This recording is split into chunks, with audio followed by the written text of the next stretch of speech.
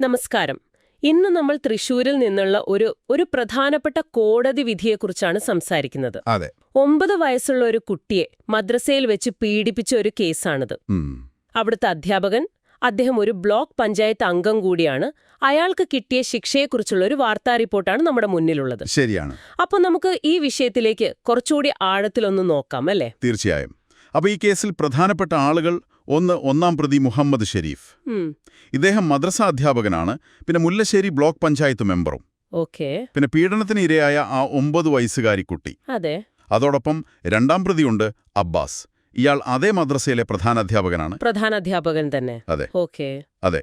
വിധി പറഞ്ഞത് Chamakkad fast track special കോടതിയാണ്. പോക്സോ കേസുകളൊക്കെ വേഗം തീർപ്പാക്കാനുള്ള കോടതിയാണല്ലോ അത്. ശരിയാണ്. അപ്പോൾ സംഭവം നടന്നൊരു കാലയളവ് പറയുന്നുണ്ട്. 2022 ജൂലൈ തൊട്ട് 2023 ഓഗസ്റ്റ് വരെ, ഏകദേശം 1 വർഷത്തിലേറെ. മദ്രസയിലെ ക്ലാസ് മുറിയിൽ വെച്ചാണ്, അല്ലേ? അതെ, ക്ലാസ് മുറിയിൽ വെച്ച്. അപ്പോൾ കോടതിയുടെ കണ്ടെത്തൽ എന്തായിരുന്നു? ഷെരീഫ് കുറ്റക്കാരനാണെന്ന് കണ്ടെത്തിയല്ലോ. അതെ, മുഹമ്മദ് ഷെരീഫ് കുറ്റക്കാരനാണെന്ന് കോടതി കണ്ടെത്തി. ശിക്ഷ ശരിക്കും കടുത്ത ശിക്ഷയാണ്. എന്തായിരുന്നു ശിക്ഷ? 37 വർഷം കഠിന തടവാണ്. 37 വർഷം? അതെ. അതോടൊപ്പം 5 ലക്ഷം രൂപ പിഴയും. ഓക്കെ. ഈ പിഴ അടച്ചില്ലെങ്കിൽ വീണ്ടും തടവുണ്ട്. 4 വർഷവും 2 മാസവും അധിക തടവ്. അപ്പൊ ശിക്ഷയുടെ കാഠിന്യം വളരെ വലുതാണ്. പോക്സോ കേസുകളിലെ ഇത്രയും കടുത്ത ശിക്ഷ വരുന്നത് അതൊരു ശക്തമായ സന്ദേശം തന്നെയല്ലേ? തീർച്ചയായും. ശിക്ഷയുടെ കാഠിന്യം മാത്രമല്ല, ഇവിടെ എങ്ങനെയാണ് ഈ കുറ്റകൃത്യം ചെയ്തത് എന്നും നമ്മൾ ശ്രദ്ധിക്കണം. കുട്ടിയെ ഭീഷണിപ്പെടുത്തിയിരുന്നു. എങ്ങനെ? അതായത്, ഈ വിവരം പുറത്തു പറഞ്ഞാൽ മാർക്ക് കുറയ്ക്കും, തോൽപ്പിക്കും എന്നൊക്കെ പറഞ്ഞ്. ഓ, അത് വളരെ മോശമായിപ്പോയി. അതെ. ഒരു അധ്യാപകൻ എന്ന അധികാരം ആ സ്ഥാനത്തിരുന്ന് ഭയപ്പെടുത്താൻ ഉപയോഗിച്ചു എന്നത്. ശരിയാണ്. അദ്ദേഹം ഒരു ജനപ്രതിനിധി കൂടിയാണല്ലോ. അപ്പൊ ആ അധികാര ദുർവിനിയോഗത്തിന് വേറൊരു തലം കൂടിയുണ്ട്. തീർച്ചയായും. സംരക്ഷിക്കേണ്ട ആളുകൾ തന്നെ ശോഷണം ചെയ്യുമ്പോൾ. അതെ. ഇവിടെ തന്നെയാണ് ആ രണ്ടാം പ്രതിയുടെ കാര്യവും വരുന്നത്. പ്രധാനാധ്യാപകൻ അബ്ബാസ്. അതെ, അബ്ബാസ്. കുട്ടി ഇദ്ദേഹത്തോട് പീഡന വിവരം പറഞ്ഞിരുന്നു എന്നാണ് റിപ്പോർട്ടിലുള്ളത്.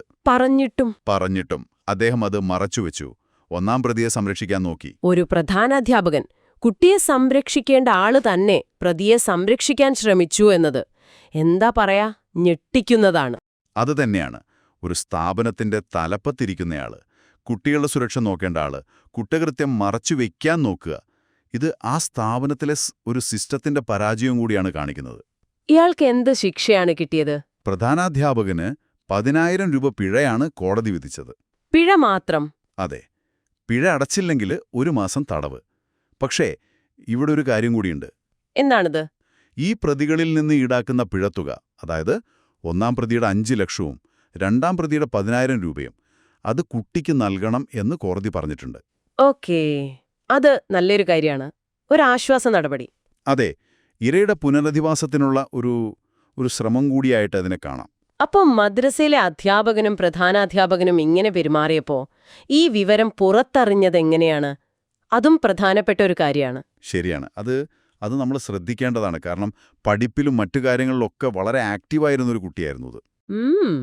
പെട്ടെന്ന് ഈ കുട്ടി ആകെ ഡള്ളായി, സ്കൂളിലെ പരിപാടികളിലൊന്നും പങ്കെടുക്കാതെയായി. ഓക്കേ. ഇത് ശ്രദ്ധിച്ചത് സ്കൂളിലെ ടീച്ചർമാരാണ്. സ്കൂളിലെ അധ്യാപകർ. അതെ. മദ്രസയിലെ പ്രശ്നം ശ്രദ്ധിച്ചത് സ്കൂളിലെ അധ്യാപകരാണ്. അവരുടെ ഒരു ശ്രദ്ധയാണ് ഇവിടെ നിർണായകമായത്. അതെ. അവരാണ് കുട്ടിയോട് സ്നേഹത്തോടെ സംസാരിച്ച് കാര്യങ്ങൾ ചോദിച്ചറിഞ്ഞത്. അപ്പൊ കുട്ടി തുറന്നു പറഞ്ഞു. കുട്ടി പീഡന വിവരം തുറന്നു പറഞ്ഞു. ഉടനെ ടീച്ചർമാർ ചൈൽഡ് ലൈനെ വിളിച്ചു. ഓക്കെ. കുട്ടികളുടെ സംരക്ഷണത്തിനുള്ള സംവിധാനമാണല്ലോ. അവരെയും കുട്ടിയുടെ വീട്ടുകാരെയും വിവരമറിയിച്ചു. തുടർന്ന് പോലീസ് കേസെടുത്തു. അതെ. പാവറട്ടി പോലീസാണ് കേസെടുത്ത് അന്വേഷണം നടത്തിയത്. അപ്പൊ ശരിക്കും പറഞ്ഞാൽ സ്കൂൾ ടീച്ചർമാർ കാണിച്ച ആ ഒരു ജാഗ്രത, അതാണ് ഈ കേസ് പുറത്തുവരാൻ കാരണം. അതെ. അല്ലെങ്കിൽ ഇത് അറിയാതെ പോയേനെ. ശരിയാണ്.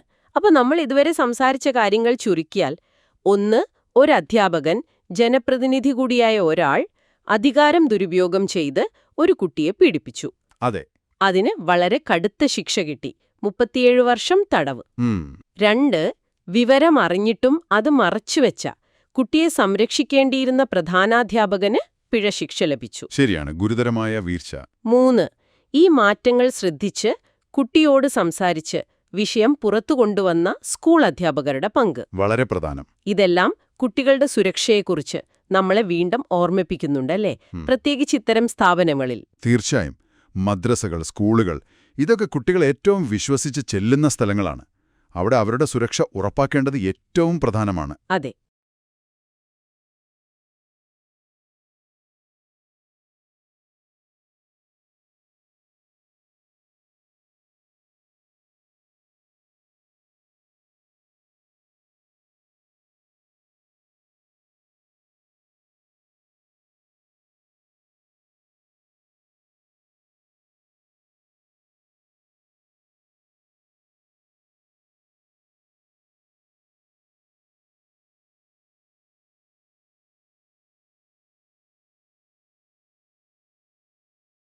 ഉത്തരവാദിത്തം അവിടെയുള്ള മുതിർന്നവർക്കാണ്, അധ്യാപകർക്കാണ്, അധികാരികൾക്കാണ്.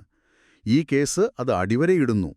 പ്രത്യേകിച്ച് വിശ്വാസ്യതയുള്ള സ്ഥാനങ്ങളിൽ ഇരിക്കുന്നവരുടെ ഉത്തരവാദിത്തം എത്ര വലുതാണെന്ന് ഇത് കാണിക്കുന്നു. ശരിയാണ്. അപ്പൊ ഈ കോടതി വിധി ഒരു താക്കീത് തന്നെയാണ്. ഇതിനപ്പുറത്തേക്ക് ഒരു കാര്യം കൂടി നമുക്ക് ആലോചിക്കാം. ഒരു ചോദ്യം നിങ്ങൾക്കും സ്വയം ചോദിക്കാം. അതായത്, ഇത്തരം സംഭവങ്ങൾ, പ്രത്യേകിച്ചും കുട്ടികൾ ഏറ്റവും സുരക്ഷിതരെന്ന് കരുതുന്ന, വിശ്വസിക്കുന്ന ഇടങ്ങളിൽ വീണ്ടും ഉണ്ടാകാതിരിക്കാൻ എന്തൊക്കെ ചെയ്യാൻ പറ്റും? അതെ. കുട്ടികൾക്ക് ഒരു പേടിയുമില്ലാതെ കാര്യങ്ങൾ തുറന്നു പറയാൻ പറ്റുന്ന ഒരു സാഹചര്യം എങ്ങനെ ഉറപ്പാക്കാം?